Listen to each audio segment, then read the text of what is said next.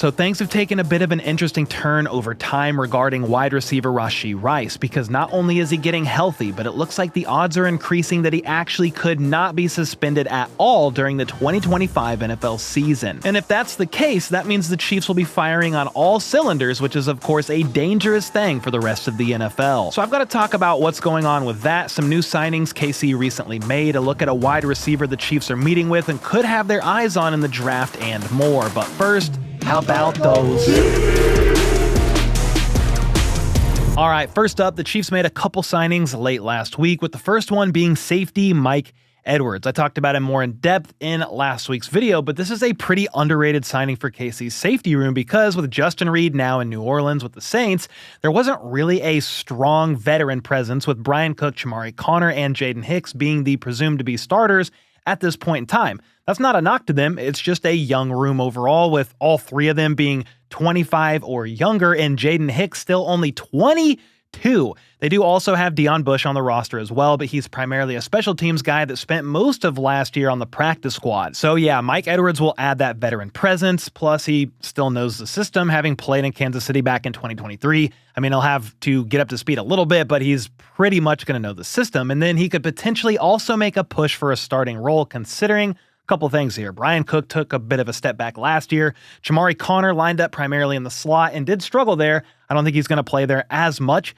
in 2025, but still worth noting. And then Jaden Hicks is only entering year 2 of his NFL career. Bryan Cook wasn't bad by any means last year, but not as good as he was pre-injury, though he should look better this year, a year further removed from that gruesome ankle injury he had during the tail end of the 2023 NFL season. Chamari Connor's strength obviously is not in the slot, and the addition of Christian Fulton should allow Fulton and Watson to play outside and Trent McDuffie to kick inside to the slot when needed, and he is an absolute animal on the inside, and that should also allow Chamari Connor to play elsewhere in the secondary. I have to assume that improves his play as well, and then Jaden Hicks showed some very strong flashes last year during his rookie year. He played roughly half the snaps as Justin Reid or Bryan Cook, but he was one of the best safeties on the team when out there on the field. All that to say, the loss of Justin Reid won't be an easy one to overcome, but the coaching staff adding in Mike Edwards did indeed help the room out. Combine that with some of these other guys in theory taking a step up in 2025,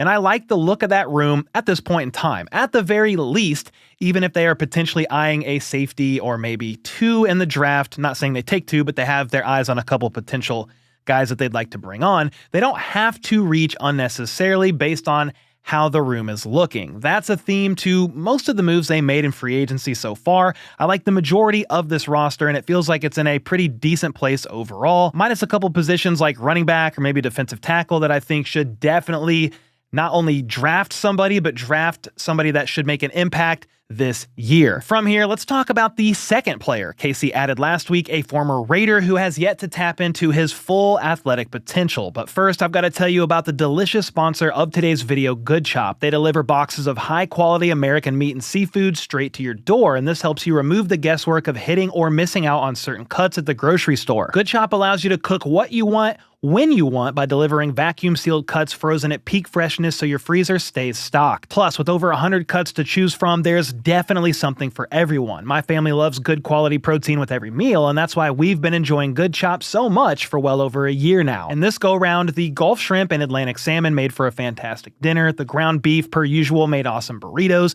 The boneless, skinless chicken breasts were perfect over a salad. And as always, the thick-cut bacon was loved dearly by both of my daughters. Honestly, whatever they send, we happily cook it up and devour it. Good Chop also believes in their quality so much that they offer a 100% money-back guarantee, so either love Good Chop or get your money back. I also love that Good Chop sources its meat and seafood from American farms and fisheries, and their base plan prices have stayed the same for over 4 years to help provide a great value. So to support local family farms and independent ranchers in the US as well as my channel, go to goodchop.com/YouTube and use code HBTC50 or click the link in the description down below to get $50 off plus free shipping on your first box. Again, that's goodchop.com/YouTube and use code HBTC50 to get $50 off plus free shipping on your first box. Alright, so on Friday, the Chiefs signed a very athletic defensive end, but he's still most likely a guy fighting for a depth piece or a spot on the practice squad, and that is going to be the 25-year-old defensive end,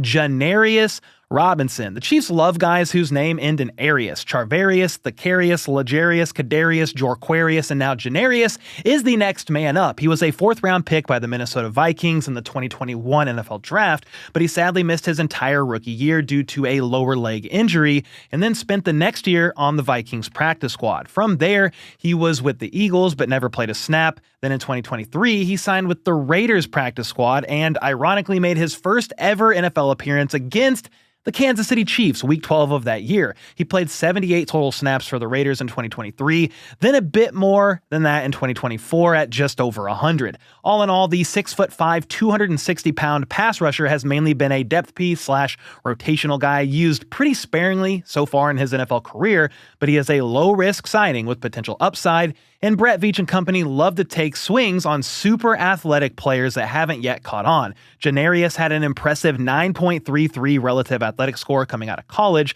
so the traits are there, and if anybody can develop the guy into something a bit more than a situational, use in case of emergency guy, it's going to be Coach Spags and the very experienced D-line coach in Joe Cullen. Even with that, I don't currently have him making the 53-man roster because the defensive end room currently has George Karlaftis, Charles Omenihu, Felix Anudike-Uzama, Mike Dana, and Malik Herring. Herring did make the initial 53-man roster for 2024, but Charles Omenihu was still rehabbing back from surgery on his ACL. There was 6 defensive ends on the initial 53-man roster, though, with the last being Cameron Thomas, a guy they traded for from the Cardinals and never really used. So the back of the defensive end room for Janarius is absolutely on the table. It's just too early to truly know at this point in time. Something else that's tough to know right now is whether or not Rashee Rice will get suspended at all this season, because Drew Davenport, a practicing defense attorney for 23 years, is actually pushing back against a suspension happening in 2025 for a couple of reasons. Before I get to those, while he is an experienced lawyer, a guy with an opinion we should take much more serious than my own, he is on the outside looking in just like us and definitely makes that clear in his assessment. He's not involved in the case in any capacity, but with that disclaimer out of the way, his very educated opinion, 23 years or so educated opinion, is that he's not currently prepared to make the assumption that Rice's suspension is coming this season. There's no evidence that a case has even been indicted yet, and therefore, Rice has a chance to escape punishment for 2025 and most likely see something happening in 2026 instead. There's been no county record hits for his case yet, with no real development taking place in basically a year since all this went down with his car crash and flee that happened in the Dallas area. The fact that there's multiple high-level felonies involved in this makes things even more complex, and Drew says that's going to take time to unravel, and he believes the delay has been in part because of a heavy caseload in Dallas,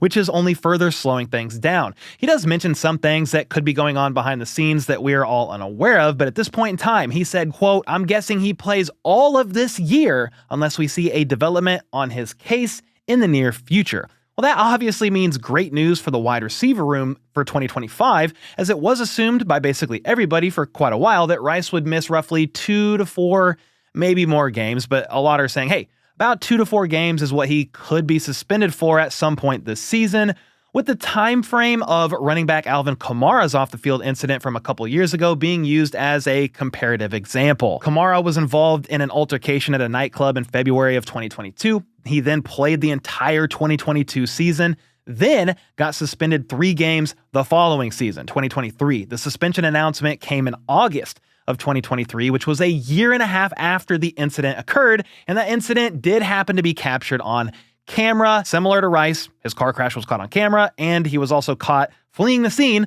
all on camera. So many said, hey, a 2025 suspension for Rashee Rice seems most likely, since a year and a half should be enough time for everything to kind of unfold and all that to play out in the legal system. But with the entire case stuck in limbo right now, there can be some pretty decent optimism that Rice plays for all of 2025. That's a pretty big deal. To be clear, Rice will eventually get suspended and have some sort of legal repercussions come from everything that happened, but not having him miss time this year will definitely not hurt the wide receiver room. Hollywood is back for another year on a 1-year prove-it deal. Worthy is entering year 2 in the system and looked great in the back half of his rookie year, and then having Rice all year as well makes them quite the wide receiver trio that we never got to see play together last year after all the offseason hype. So while that's potential good news for the wide receiver room, we got some more good news today. Rice posted to his social media saying he's been cleared, presumably to be able to run a full route tree, which means no real movement restrictions, and ultimately he's one step closer to being ready here sooner rather than later. Andy Reid said last week he should be good to go for training camp, so that was never really the question. Would Rice be ready for this year, but would he be suspended? And it doesn't really look like it at this point in time. Regardless of Rice's health and or potential incoming suspension for this year or next, I still think it wouldn't hurt to draft a wide receiver early. By early, I just mean like the first 3 rounds. One guy that could potentially have their eye on is wide receiver Isaiah Bond out of Texas. He had meetings with several NFL teams so far, but he is scheduled to meet with the Chiefs if he hasn't already. He's an explosive receiver with real downspeed threat ability, and while he wanted to beat Xavier Worthy's 40 time and definitely did not, he still ran a very quick 4.39 40. He's a very physical wide receiver, has versatility in how you can use him in the offense, and also has experience in the return game as well. He lined up primarily on the outside last year at Texas, but in 2023, he was split much more evenly between the inside and the slot and outside at Alabama. Some are worried about his contested catch ability, but the Chiefs like to scheme people open, and Mahomes' preference is to clearly throw to a open receiver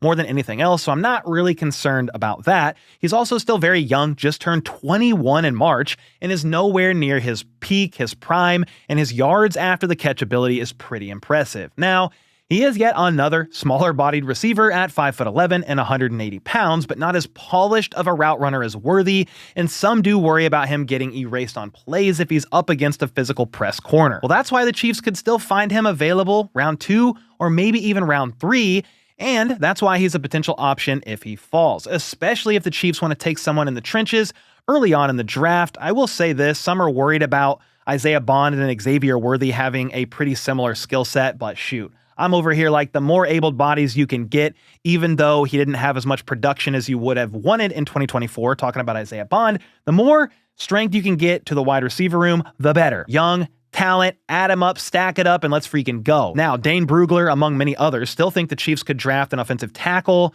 in round 1, and Joshua Simmons, he keeps coming up. Dane Brugler specifically said, hey, if he's available, the Chiefs should take him if they are not concerned about his medicals. He was one of the top tackles of this draft class before his patellar tendon injury early on in 2024, though some are concerned about the fact he's a bit undersized with sub 34-inch arms. Regardless, we all know if a tackle that Veach might potentially have a round 1 grade on falls, it's worth considering because KC drafts at the end of the first round every year, and that's very hard to get a potential starting level tackle unless they take a swing on a potential prospect, a developmental guy that has a lot of raw talent like Kingsley Suamataia last year, and then try and bet on his potential upside. So if Simmons falls, he might very well be the guy they are even willing to trade up to go and get. Well, the Minnesota Vikings could be ideal trade partners because they are just ahead of the Texans at pick 24, who could be eyeing tackles as well. They traded away Laramie Tunsil and signed Cam Robinson to a 1-year deal, so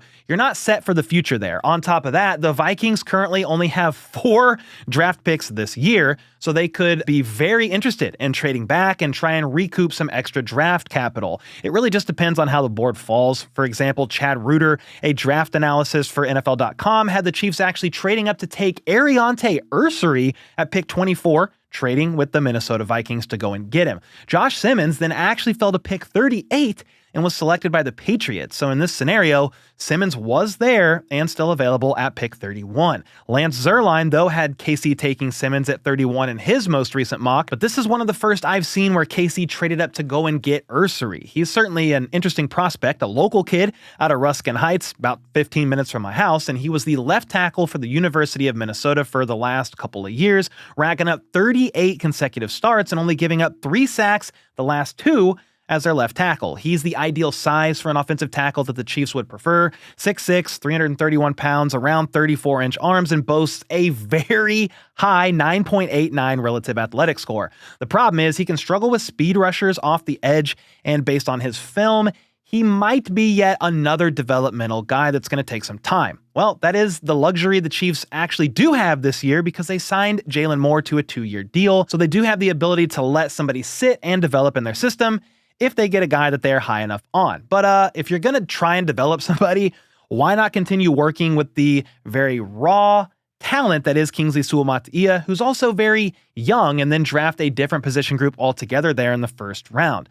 I get it, they're high on Kingsley potentially being the left guard, but he's never really played guard. So that whole question mark, Kingsley Suamataia, I'll let the coaching staff figure that out because I have no idea what to do with him. But if you're going to go for a different position group altogether in the draft first round, you got defensive tackle Walter Nolan. I talked about him a bunch. If he's there, take him, no-brainer pick. Or maybe even defensive end Shamar Stewart out of Texas A&M. The guy had nearly a 10.0 relative athletic score and is one of the top-ranked pass rushers in this draft class behind Abdul Carter, and then some also have James Pierce Jr. ahead of him. Well, Stewart racked up 39 pressures in 2024 alone, but the concern here is the fact that he only tallied up 4.5 sacks in his entire college career. He's improved every year, though, and was pretty impressive against the run as well in 2024. Regardless, the Chiefs certainly have options during the first round.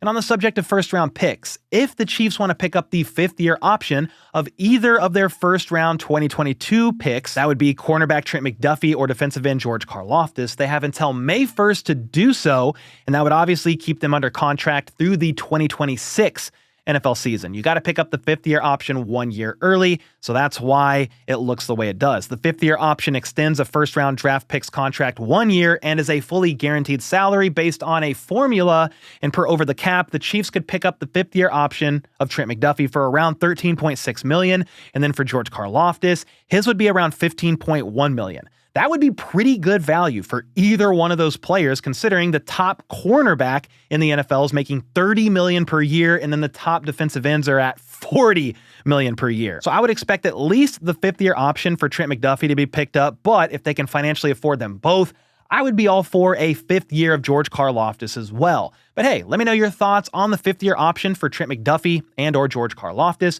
Would you be for it? And if you had to pick one, who would it be and why? Let me know either way in the comments down below. And until next time, let's go. Let's freaking go. How about those?